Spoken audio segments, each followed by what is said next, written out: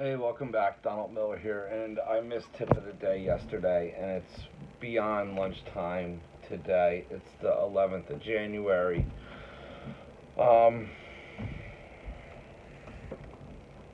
Being thick-skinned, okay, and this is important, because I think everyone has to go through this. I guess when you enter this trade, you're gonna get yelled at a lot.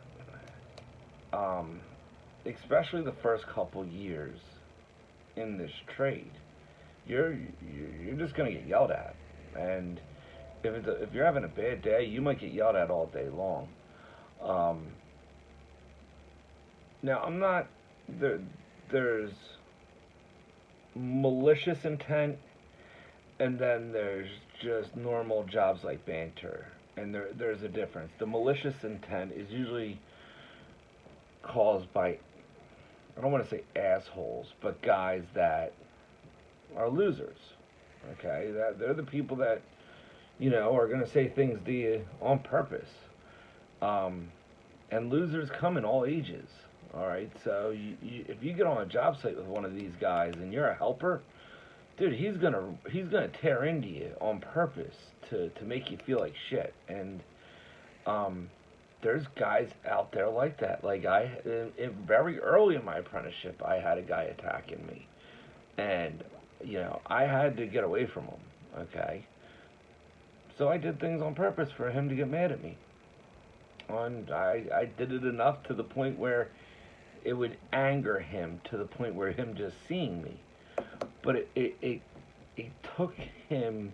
I had to do something with how he was attacking me because it wasn't a malicious intent, and I became thick-skinned, and it wasn't just then. Like as I increased in my trade and went from a helper to an apprentice to a journeyman, there was different degrees of harassment from people higher up on the job, and each time, as you get older, it still hurts, but then you start forming a thicker skin, and by the time you get into maybe 5 years in, your skin is pretty thick, and you like let's put it this way.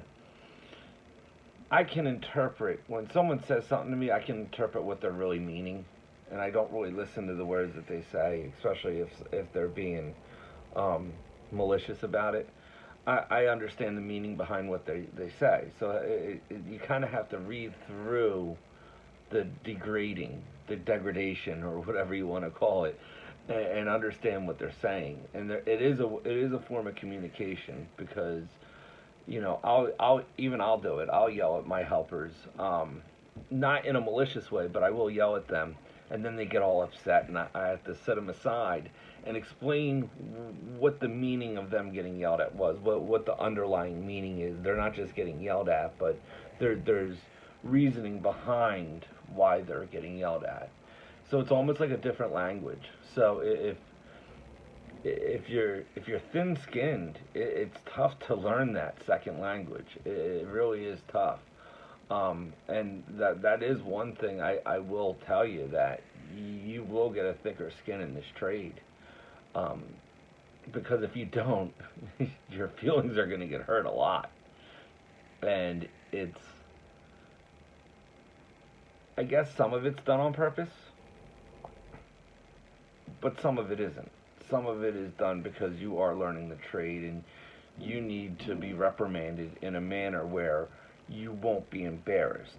So they kind of bust your balls, not to embarrass you, but to be able to confront you in public in a manner where they're not causing embarrassment. Okay, so there is reasoning behind it. All right, so if you are learning this trade, build up a thicker skin and realize what's going on. Don't just listen to what they say and then get your feelings hurt. Listen to what they say and try to understand the meaning behind what they're saying, and it'll just all of a sudden make more sense. If someone's coming at you maliciously, though, by all means, fight back. Especially if it's above and beyond. Like if you notice other mechanics and everyone's kind of ball busting a little bit, that's normal. But if you notice a guy's gunning for you, okay, and he really is digging under your skin,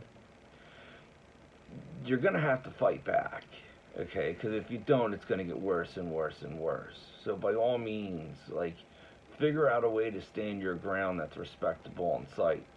And each situation is different, so I can't really teach that. That's something where, you get into this trade.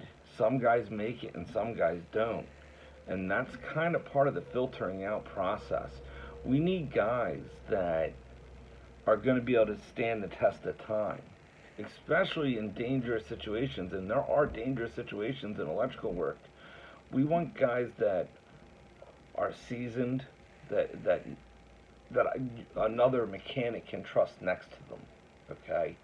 And basically all these things that happen on a job site in your first couple years are filters, and they're filtering out the weak, okay, and getting them out of the way, because a weak person can hurt you badly, or someone who's dangerous. And there's an expression, you know enough to be dangerous, okay, and it's everyone gets into that, okay. It's like your second or third year in, you're grasping the trade, but there's so much of the trade that you still don't know, and that's what makes you dangerous. Is that your confidence is building, but it's building on only a certain ratio of electrical knowledge.